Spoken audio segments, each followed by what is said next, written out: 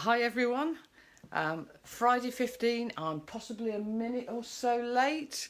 That's because it's been a rather overwhelming week. I thought I'd be a bit different this week. So you can see all around the office and the stuff we've got going on at the moment. Lots of stuff on the board about measuring my star rating. This is one of the tools we're using in our business club to help people sort of analyse where their marketing's at and stuff. So lots of things going on in here, and I don't normally show you around the whole room, but I thought I would today, just a quick view. And actually, if it's nice, I'm going to go outside because it's very warm. Morning, Rosaline, how you doing? So I was thinking last night, well, what am I talking about today? What's my plan? I'm going outside. Let's see what happens. This may not be a good idea, but I don't care. So I was thinking last night, what am I going to talk about this morning? And I knew it was going to be on the same theme that I talked about on my business club on Monday. But actually, when I started to think it through in more detail, it was really absolutely a no-brainer, because it was strange. On Monday, I talked to the people in my business club about, and I was talking very well, because I get asked a lot by people, you know, how do I deal with the situations I find myself in, and I was there then about, well, how do you cope with all the different things you're going to do? And people seem to think I've got some sort of magic, almost some magic wand that helps me to do things that maybe they haven't. I'll talk to people on Monday all about, you know, there is no magic wand, but there are some things that are well worth you keeping in your mind. And it's almost like I wished myself into the week that I've just had, which was one of the most overwhelming weeks with just the quantity of stuff we've got to get through. It's been an unbelievable week, and if I hadn't have had some of the things I talked about on Monday to help me rely on myself and get stuff done, it would have been intolerable. It would have been so hard to cope with this week, I think. And luckily I talked myself into it on Monday to be able to cope. As I say, and that's lucky, because it's a big week. There's lots going on. I've got overwhelm on all sorts of fronts. I'm juggling stuff from home, so stuff around things we need to do here. You can start to see there's a wheelbarrow there, and tomorrow tomorrow and Sunday we will be doing a mammoth stint in the garden of putting down 3 bits of patio and paths. So 3 major paths around the garden, and 6 tons of gravel arrives today. This all seemed like such a good idea when we booked it, seeming like less of a good idea now. So that's home. Our home is, you know, we've got tasks to do, because this is an old house. She's from 1929, so she's a labour of love. There's lots of things that we've got to do here, and that's just beautiful and lovely, and we're going to really enjoy that, particularly because the weather's good. We've got a wedding to listen to on the radio, haven't we? So there's lots, and the football afterwards, so there's lots of stuff going on that will keep us entertained while we're doing it. And we both love rolling our sleeves up and doing some physical labour. We like gardening, we like getting home the way we want it, so we're really looking forward to doing this. But it is something we've been putting off for literally a year. For over a year we've had this marked out, we've known exactly what we wanted to do, and because of all the other stuff we've done for work, we haven't had time to fit it in. So there's that bit of work to sort of deal with. The other, then there's family stuff, and some of you know that my mum is moving here to live, not with us in this house, but in her own brand new house, and she moves up in a fortnight's time. So a fortnight today, I'll be back up here, and her furniture will be arriving into her new house. And that is just momentous. You know, she's 86, it's a huge thing to do, and obviously, you know, we've not got her packing. She's sorting stuff, but she's not packing stuff up. I'm going down for the final week to pack things and get everything ready and get stuff we don't want taken away. So it's been organising collections, organising packing people, organising people here to choose curtains and put curtains up. So there's been all of that going on this week. All of these disasters that you would call them in getting things organised, where the curtains won't be ready on time, and this won't happen on time, and that won't happen on time. So there's been all that, and then there's been work. So it's definitely been a week for Overwhelm, and as I say, I've had to draw on the things that I talked to everybody about in my business club on Monday, and see whether I really do believe it and do it, which is, as I say, it's good, because I only talk about what I do, what I use. I only share with people the tools that are working for me. So it's been, in a way, lucky that I prompted myself to remember all this last Monday.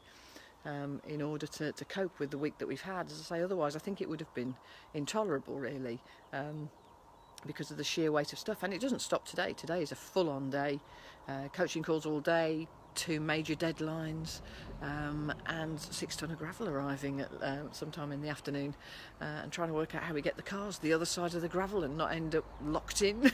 So all sorts of fun going on. So how do I deal with overwhelm then? Why am I so happy standing here at this time in the morning when I'm not really a morning person?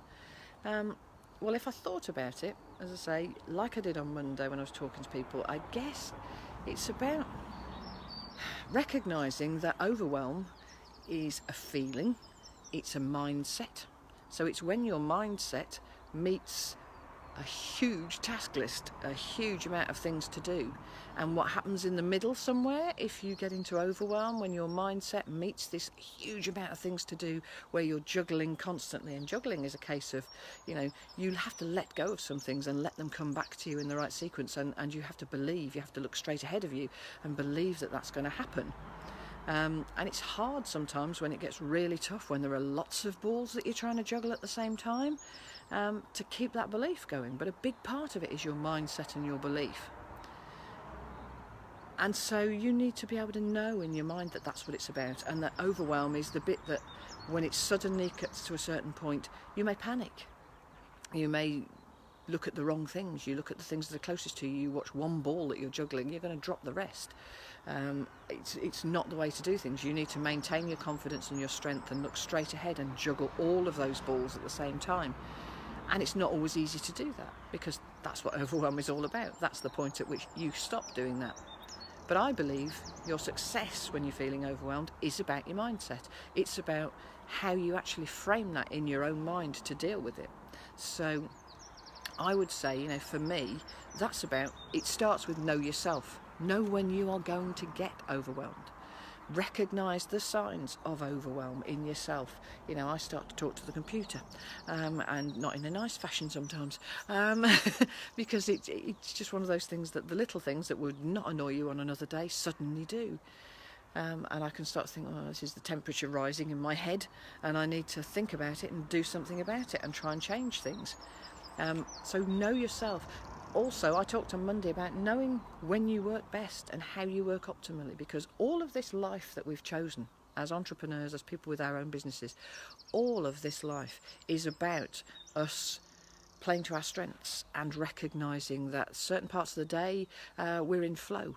And on those certain parts of the day when we're in flow, we should do the things that we know we're good at. So I've done 2 late nights in a row because, as I explained to people on Monday, I know I've got that thing that says if there's a deadline and there's something really solid that I've just got to chonk through and put my head down, then put me back in here from 8 or 10 o'clock at night, and I can do a good 4 hours and be comfortable and well and happy, and get it done, So I've had to do that. I've had to buckle down, and I know that about myself. I know when I work best. I know that I do strategy and I do creative stuff better after a session like this, because I just, in this time of the morning, whilst I'm not a morning person, if I've managed to get up and dressed and human at this point, I'm really bright, I'm really with it, and I really enjoy soaking ideas up for the first hour of the day, bit of exercise, bit of listening to talking books, things that will inspire me, TED Talks, podcasts, whatever it is. And then, after a little quiet spell, I wouldn't say I exactly meditate, after a little quiet spell, then I can go straight into creative mode. So you have to know yourself that well so that you can play yourself like a well-tuned instrument and understand how you can get the best out of yourself, which maximises your potential for doing things and obviously helps you to control any overwhelm. And then really, once you've got to that point, for me, it's about planning the day, planning everything around doing things at the right time.